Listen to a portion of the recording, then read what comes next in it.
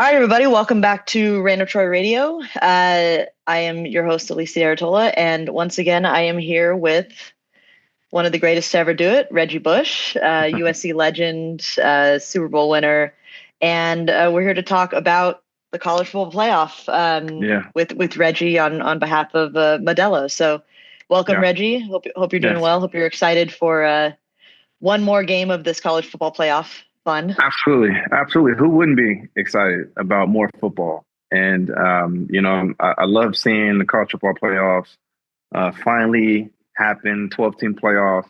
I think this is the right move. I think it was. I think it gave us a lot of excitement, a lot of drama, which is what we want in sports. And I thought the underdogs prevailed, and so I love that because it's in the past, I think with the old playoff system, we've seen number one, number two team always or for the most part always end up in the championship, and I think this just proved and showed us that the underdog story is real, and the underdogs prevailed, and now we're seeing these amazing stories unfold before us. So Yeah, it's nice to see teams that would have been left out in the past yeah, prove that exactly. they were definitely worthy. Yeah.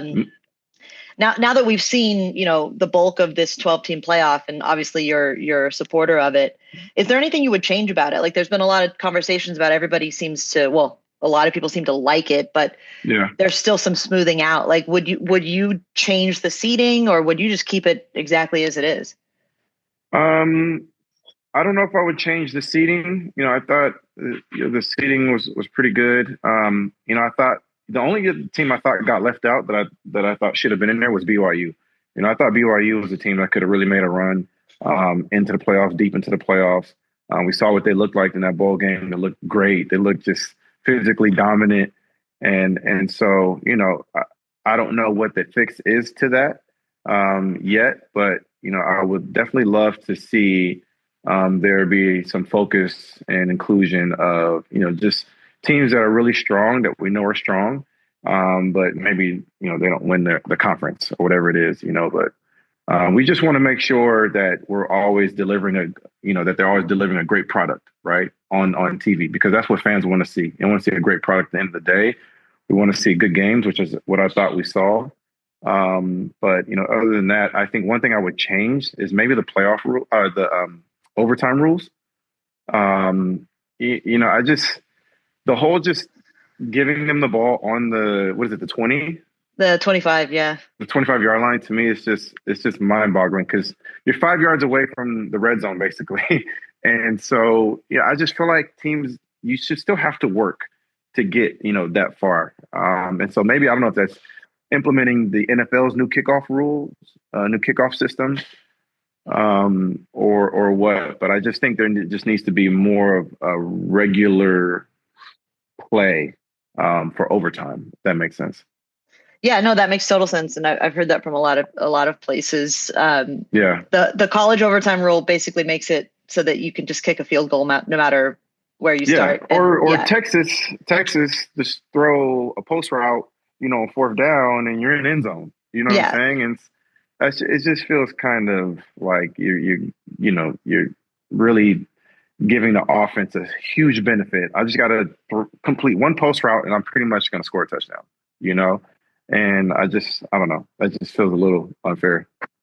yeah, a little cheap, but Yeah, um, USC, obviously your alma mater, yeah, ended up in an overtime situation with Penn State that made it to the semifinals. It was a rough season for the yeah. Trojans. A lot of close Rough. calls, but also six losses. Yeah, Um, how are you feeling about the future of USC as far as, like, how far are they from being talked about in the college football yeah. playoff? Well, I think one of the things that we didn't see this year, from the quarterback position, was just that dual threat component. Which is what we saw with Caleb Williams, what we saw from Lincoln Riley with Kyler Murray, even Baker Mayfield, Jalen Hurts, and so I think one of the things that hurts his offense is when you don't have that dual threat quarterback, because that's what really helps the run game. Even though I thought they still had a strong run game with Woody, um, but I just not having that quarterback threat, that home run threat from the quarterback position, I think kind of it hurt them. And their points per game dropped. They weren't scoring as many points as they have in the past. We've been accustomed to seeing Lincoln Riley's offenses score, 40 points a game. And we weren't getting that. And so, I don't know what the next move is with his quarterbacks, if he's going to stick with the guys he has or not. But the quarterback's got to start running. I'm not saying that the current guys can't do it, but they got to start running because that opens up everything.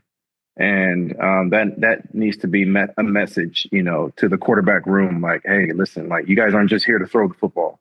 Like we need you guys to use your legs. You got to run because that's helping our offense, and that's ultimately going to give you guys time to throw the ball as well. And so that would be that was the one thing that I just didn't see, as much this year. I think as we've seen in the past.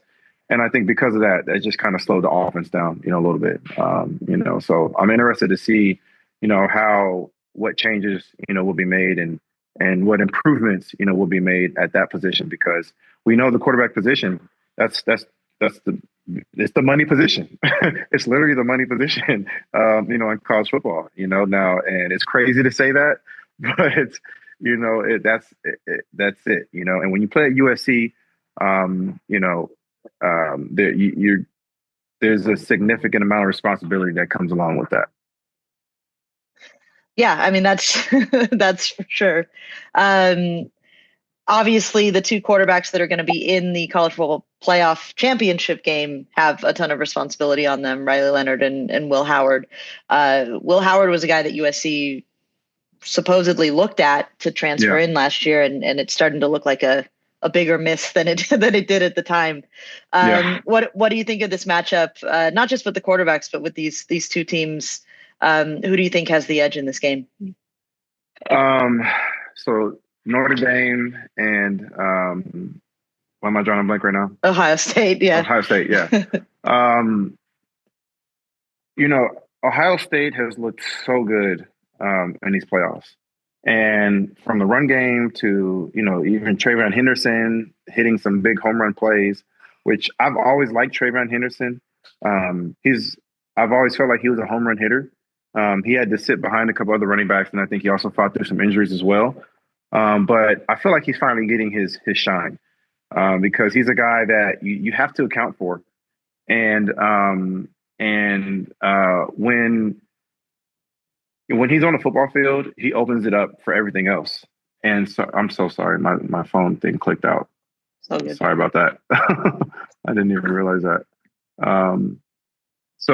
But when he is on the football field, you have to account for him. And you have to, always be mindful where he is. And then you add in the receivers, Jeremiah Smith, who's just balling out of control. And he just seems, just full of talent. He's young and just raw talent. He's out there routing guys up, just left and right. I don't even know if sometimes feel like it looks like he's doing it on accident. Like he's just so athletic, like you can't cover this guy, and then the quarterback position, Will Howard is just playing lights out. And so I like what I've seen from them because they're the underdogs. Them and Notre Dame are the underdog stories that I've been talking about. And their play in the playoffs it feels like they're getting better every week. Every week they've gotten better. And, same thing with Notre Dame. They have such a strong run game and a strong defense that, they can control the clock. And that's the juggernaut you deal with Notre Dame, is that they can control the clock. They can run the football. The quarterback will take off and run, extend drives with his legs. And they don't even throw it. I would say they don't throw it, the same way Ohio State throws the football. But their defense is really strong and really good, and they get great secondary play. And so I think it's a great matchup. You have two kind of different offensive mindsets. And so it's interesting to see, which one will kind of will have that advantage in this game. I think in my experience, the team that runs the ball the best usually is the team that controls the clock. They end up winning the football game, but they also just chew up the clock on you and just make it tough, you know? So that kind of seems to favor Notre Dame. But then you also, Ohio State just has that home run threat at every position, so you just don't know how it's going to go, so. All right. Well, you're here with Modelo, obviously Yeah. doing their fan campaign. What is the plan for the college football playoff? Well, so first of all, I'm excited to be able to have teamed up with Modelo to find, our Team Modelo, which is, full of some of the most passionate fans in college football. And I was able to help select, a roster of 6 fans. And these are the fans that we felt like were the most passionate fans, in football, from me watching their submissions to their videos to their creativity. All that was just amazing. And so now we've selected our team. I get a chance to meet them in Atlanta to just engage with them. And we're going to go over what we're calling fan professionals, where we're going to give fans an opportunity to be able to talk about some of college football's hot takes this year, some of the biggest topics. And I'm excited because I get a chance to really just engage, with the fans. I love being able to engage with fans, especially at the national championship, because, this is it. Like, this is the thing we've been driving towards. We finally got the true playoff system that we've been waiting for, that I've been waiting for. And, so now it feels like college football is headed in the right direction, and so I'm excited that, again, I'll be able to give back through Modelo, which is official sponsor of college football, official beer sponsor of college football and the playoffs. So yeah, I'm excited, man. This is going to be cool.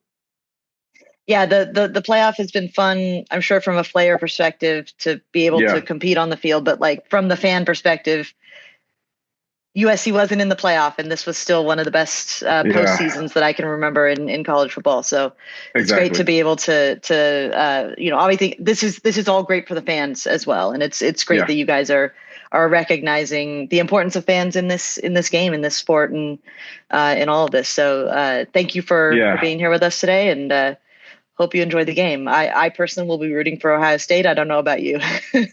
You know what? I like Ohio State. I'm not sure yet. I'm still deciding. I'm still deciding on it yet. It's also hard to root for Notre Dame, man, because we had a rivalry, so it's like, do I want to root for the people who we most hated? Yeah. Can't do it. So can't do it. Yeah. Well, thanks again, Reggie. All right. Yeah. Thank you. Appreciate it. Thanks.